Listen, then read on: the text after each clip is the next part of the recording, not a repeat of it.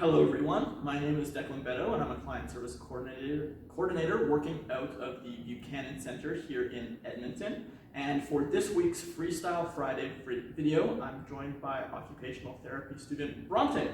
And she is going to be discussing the use of adaptive tools in daily living and how they can help. Take it away. Hi there everyone. So as Declan mentioned, my name is Bronte.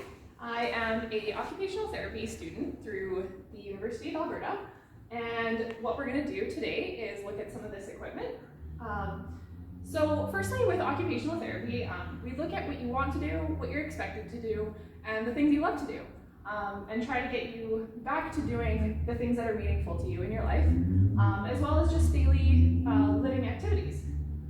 So firstly, we'll look at a couple of walkers that can be really helpful with anyone experiencing balance issues, coordination issues, or mobility restrictions due to those. So we have here a couple different types. As you can see, this one has 4 wheels on the bottom, whereas this one has just the 2 posts and the 2 wheels. So the difference between these two would be that the one with only 2 wheels offers a little bit more support if balance is really troublesome. So you have to lift it a little bit. So it really is very sturdy and provides a lot of support, but doesn't maybe roll as easily or might not be as easy to use in the community. And this walker, the 4-wheeled walker, offers a lot of mobility and support as well. They're really useful in the community. They have a resting seat here that is not meant to be actually ridden on, but provides support if you're resting. There's 2 handles here that act as brakes. So you want to ensure that you have reliable use of your hands and your motor skills in your hands to operate this, but it offers a lot more mobility and turns a lot easier and can offer a little bit more function. So with walkers like this, the main thing is just keeping that sense of independence, because most people don't want to just be pushed around in a wheelchair. So it's nice when you can maintain your independence and go where you want to go. So tools like this can be really helpful in keeping you up and moving and active.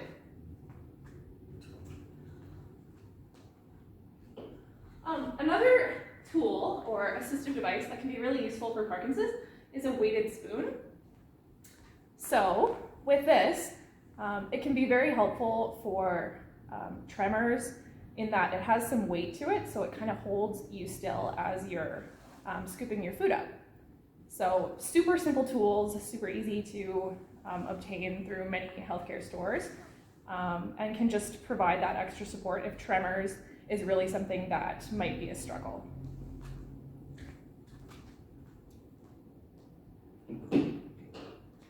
Another kind of simple but super useful tool is a button hook. So again, with this, if dressing becomes a problem and doing buttons, especially with grasp issues or anything like that, you can hook the button on and pull it through, and it just really helps with that stable motion and getting everything on as quickly and easily as possible. Again, especially with any kind of tremors or dressing issues, this is something that could be possibly useful to some clients.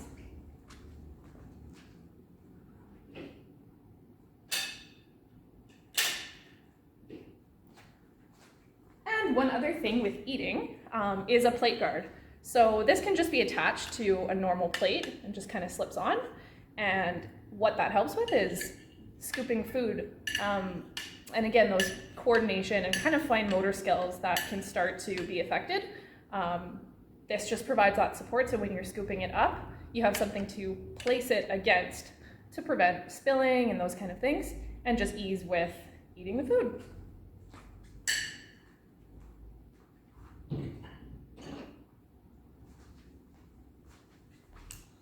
Another super simple kind of tool for writing is a pen that kind of slips onto your finger to provide extra support. Again, with tremors and those kinds of things, being able to write is obviously really integral to so many life's activities and duties that we have to do, whether it's a hobby or a check or anything you need to write. Having a tool like that allows you to keep your balance and alleviate some of the tremor, something like that, super simple, can be super helpful.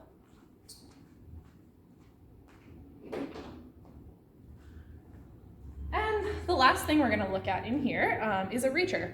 So these can be really helpful if balance and bending and coordination are troublesome, in that you can reach something off the ground or from a distance or above you without actually having to bend over, potentially compromising stability.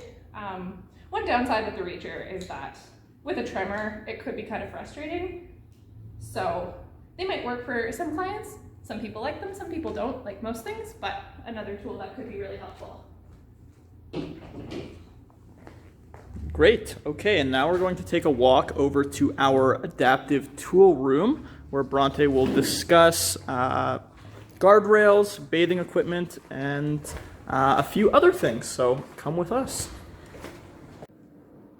All right, so before we talk about the tub and shower, just wanted to touch on a couple more things with walking or gait aids. Here we have a 4-peg cane. So these would be more support than a regular cane because they have those 4 bases of support. So it really does provide a very stable gait aid for walking. And with these, this would be sort of a step down from a walker and a step up in terms of assistance from a regular cane, which only has the 1 base of support, but still provides a lot of support depending on where you're at. Any of these devices could be super helpful, but again, it's just really looking at the level of support that you need and maximizing the abilities that you do have. If you only need a little bit of support, looking for something like a cane, just a single cane could be good, or a 4-peg cane. It just really depends where you're at and the kind of support you need.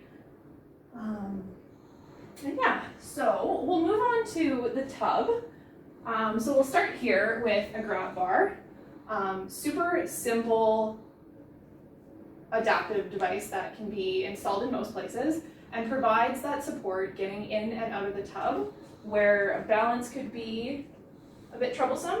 When you're raising your leg up like that, you don't have a lot of support and you're on one leg. So if coordination and balance are concerns, these are a really good installation that can provide a lot of support, pretty simple, and can be installed in most places. And additionally, taking away from the temptation to maybe use a towel bar or something that can be really dangerous and isn't designed to support weight. Same idea here with a tub grab bar.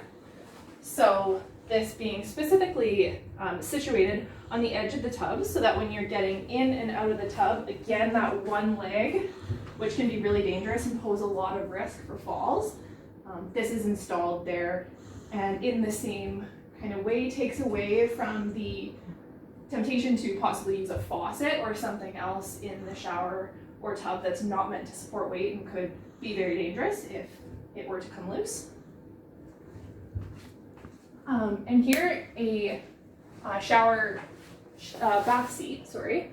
So with this bench in here, just provides that support while you're in the tub. So it can be used while you're showering to sit down. It just gives you that balance, energy conservation. So if you're finding that some of these tasks really drain you through the day, something like this can just take the ease or take the trouble out of something like showering and give you more energy for the things that you actually want to do in the day. Also, really important for safety, which comes before everything. We want to make sure that people are not at risk of a fall, as a fall can really do a lot of damage. Okay, we're back in the large room as we had to just cut there for a moment. But I just wanted to end off by saying thank you so much, Bronte, for coming out and talking about adaptive tools and how they can be useful and improve quality of life in everyday living situations. I also wanted to say that, full disclosure, Bronte is a student, and this video is for educational and entertainment purposes only. If you are considering making changes to your adaptive tools or anything else, please contact your healthcare team before doing so.